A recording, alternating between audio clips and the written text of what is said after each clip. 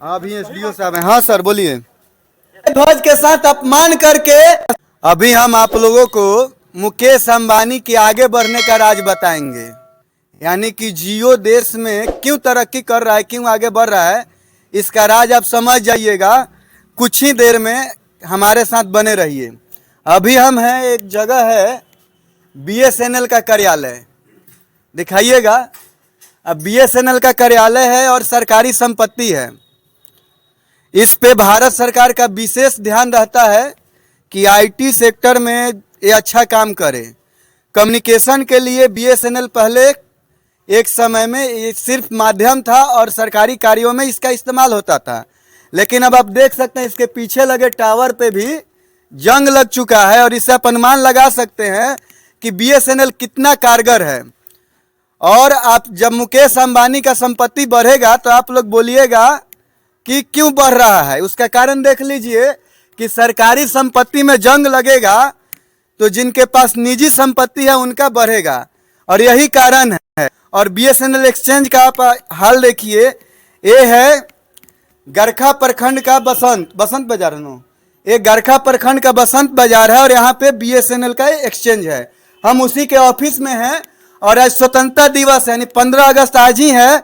और आपको जानकर हैरानी होगा कि जिस बांस पे झंडोत्तोलन होता है, इधर दिखाइएगा, इस बांस को दिखा दीजिए, इस खंभे को दिखा कर बता दीजिए आदरणीय नरेंद्र मोदी जी को कि आपके कार्यकाल में बीएसएनएल का ये हाल है कि सरकारी संस्थान में भी झंडोत्तोलन आज नहीं हुआ। यहाँ के कुछ स्थानीय लोग शिकायत किए, उसके बाद एक लोकल स्टाफ को भेजा गया और सूर्यास्त के समय, यानी कि भारत के इतिहास में पहली बार ऐसा होगा कि सूर्यास्त के समय झंडोत्तोलन होगा। ऐसा उम्मीद किया जा रहा है कि अब भी हो जाए, लेकिन अभी तक नहीं हुआ है। हमेशा झंडोत्तोलन सूर्योदय के समय होता है, लेकिन यहाँ पे सूर्यास्त के समय होने की संभावना है। आइए देखते हैं, शायद अंदर कोई मिल जाए और मिलने के बाद उनसे बात करेंगे कि आखिर कारण क्या है।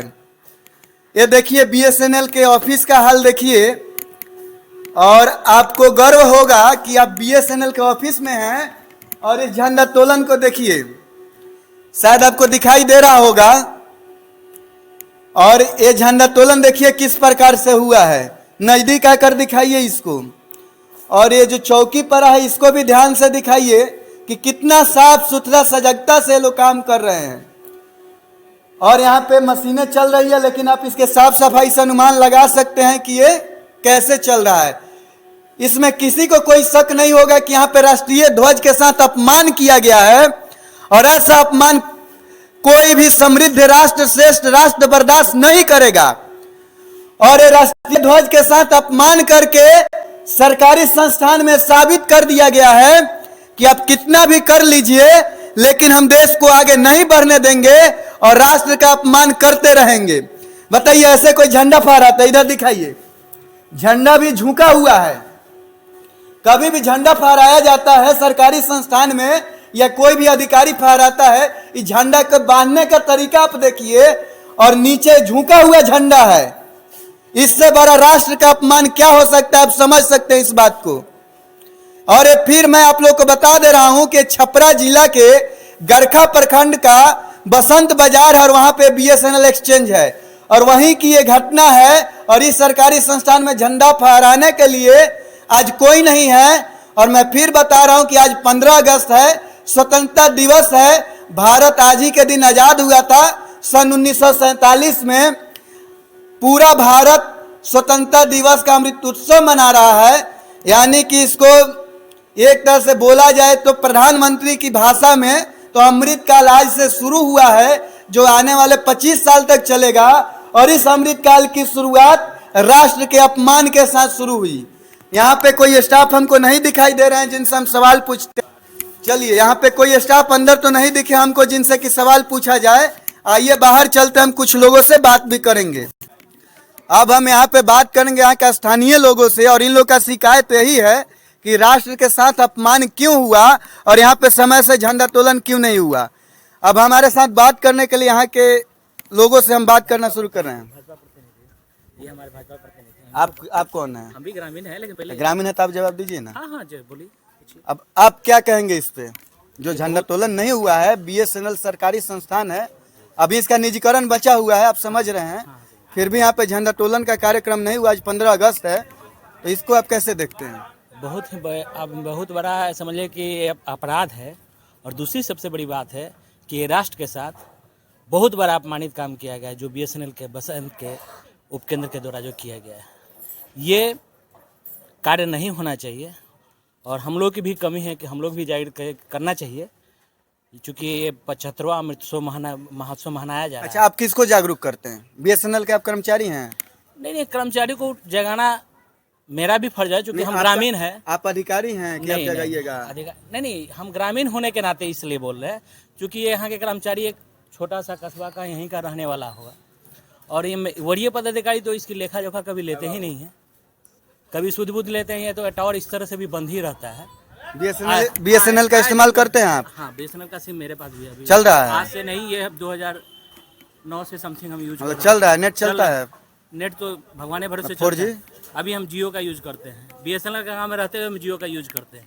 अब आप समझ रहे हैं, मुकेश अंबानी को आगे बढ़ाने में इनका भी यहाँ पे करते हैं। अब हमारे साथ बात करेंगे, यहाँ कहीं स्थानीय नेता हैं। अच्छा, आप बताइए कि आप कॉल किए थे किसी अधिकारी को? यहाँ पूर्व में जो एसडीओ साहब थे, उनका नंबर मिला, उनके पास हमने कॉल किया, फ़ोन करके हमने बोला कि भाई यहाँ झंडोत्तोलन नहीं हुआ है। तो वो बोले कि पहले मैं था यहाँ पे, अभी वर्तमान में दूसरा कोई है, उनका नंबर उन्होंने दिया। अच्छा, उनके पास कॉल किया हमने, तो लगभग 20 कॉल करने के बाद बड़ा अच्छा एक ट्यून था उनमें बज रहा था। एक बार कॉल लगाइए उनको। अब हम लोग एसडीओ साहब को अभी कॉल लगाएंगे और पूछेंगे कि शाम के समय में कौन सा शुभ मुहूर्त है झंडा फहराने का, और इस बात की जानकारी लेकर हमें भी खुशी होगी कि एक नया चीज जानने को मिलेगा। चलिए, सेल्फी वाला रिंगटोन सुनिएगा। कॉल उठाते या नहीं, ये देखने वाली बात है।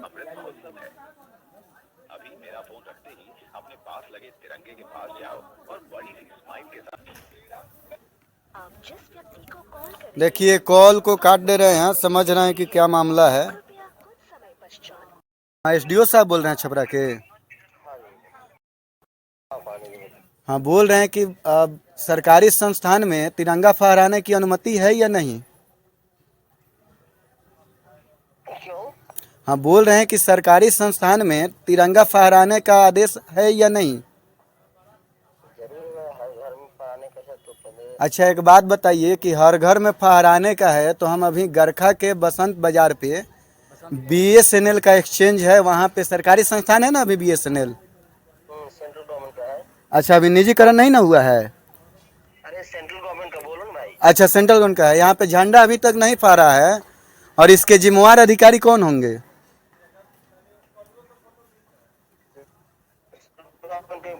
हैं? सेंट्रल गवर्नमेंट जिनके अंदर में आता है वो ऑफिस है। अच्छा, तो इसका निर्देश आप लोग नहीं दे सकते हैं क्या? ये सेंट्रल गवर्नमेंट का है, हम लोग बिहार गवर्नमेंट से कनेक्टेड है, ठीक है ना। अच्छा, यानी आप लोग बिहार गवर्नमेंट के हैं, इनको आप लोग आदेशित नहीं कर सकते हैं। इसके लिए किन से बात करना पड़ेगा हमें? जो टेलीफोन एक्सचेंज के जो हेड से बात करिए। अच्छा, चलिए, आपकी जिम्मेवारी नहीं है, ये सुन के अच्छा लगा कि आपकी जिम्मेवारी ये है कि कार्रवाई जो करेंगे उस विभाग के आदि पदाधिकारी करेंगे। नहीं, कार्रवाई करेंगे, लेकिन इसके लिए आप सुनिए, इसके लिए आप शिकायत तो कर ही सकते हैं उस विभाग से,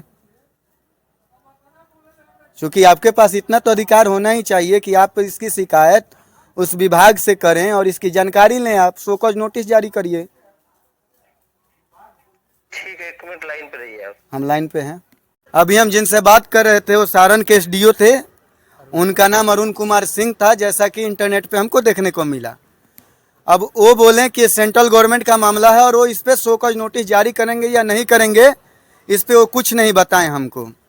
अच्छा, आप बताइए, आप बीएसएनएल को यूज भी करते हैं और सिचुएशन भी देख रहे हैं, क्या कहना चाहेंगे? सेंट्रल में आपकी सरकार भी है, जैसे आप भाजपा के प्रतिनिधि हैं, तो क्या कहना चाहेंगे? सबसे बड़ी बात तो आज स्वतंत्रता दिवस की है कि स्वतंत्रता दिवस पे अमृत महोत्सव प्रधानमंत्री जी द्वारा घोषित किया गया है कि हर घर तिरंगा। और यहाँ सरकारी कार्यालय है, वो भी केंद्र सरकार का कार्यालय है, और इस पे अगर यहाँ पे झंडा तोलन नहीं होता है तो ये दुर्भाग्यपूर्ण बात है। आज से अमृत काल की शुरुआत हुई, जैसा प्रधानमंत्री अपने भाषा में बोले, तो ये अमृतकाल की शुरुआत ऐसे देखना तो पसंद ये करेंगे? तो हम कहेंगे कि ये दुर्भाग्यपूर्ण है। और सबसे बड़ी बात है कि जो निजीकरण क्यों हो रहा है, ये जो अफसरशाही जो अफसर लोग बैठे हुए हैं वो धरातल पे काम नहीं करते हैं। इसके वजह से प्रधानमंत्री को निजीकरण की तरफ हाथ बढ़ाना पड़ अच्छा, रहा है। इसमें आप एक बात मानने से इनकार नहीं करिएगा कि इसमें अधिकारी के साथ साथ जो भी इनके ऊपर वाले हैं, जिनके अंदर में मंत्रालय है, वो भी इसके लिए कम दोषी नहीं होंगे। जी जी बिल्कुल, इस बात का समर्थन करेंगे हम, इसलिए कि वो फीडबैक जमीनी स्तर का फीडबैक नहीं लेते हैं, जिसके वजह से अब यहाँ एक्सचेंज काफ़ी दिनों से पहले अब एक सवाल आपसे ये भी है, निजीकरण पे आप बोलें, निजीकरण पे एक सवाल ये भी है कि किसी के भी अंडर में जाए, यानी कोई तो इसको खरीदेगा निजीकरण में, तो वो भी तो इसको संचालित ही करेगा। ह्यूमन पावर ही उस पर काम करेगा ना, मानव ही उस पर काम करेगा, मैन पावर जो होगा वही काम करेगा। तो ये लोग असमर्थ हैं क्या सरकारी कार्यालय को चलाने में, जो सरकार के लोग हैं या सरकारी अधिकारी हैं? इनका है कि काम करें या नहीं करें, पेमेंट जो है मेरा मिलेगा। और इसी के वजह से आज स्वतंत्रता दिवस के मौके पे भी ये अपने कार्यालय में नहीं पहुंचे और झंडा तोलन नहीं की। अभी एसडीओ साहब हैं। हाँ सर बोलिए। हेलो, हाँ सर बोलिए।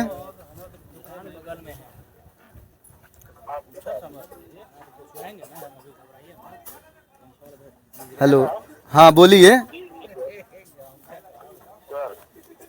हाँ बोलिए। हाँ, ये लोकेशन बताएंगे।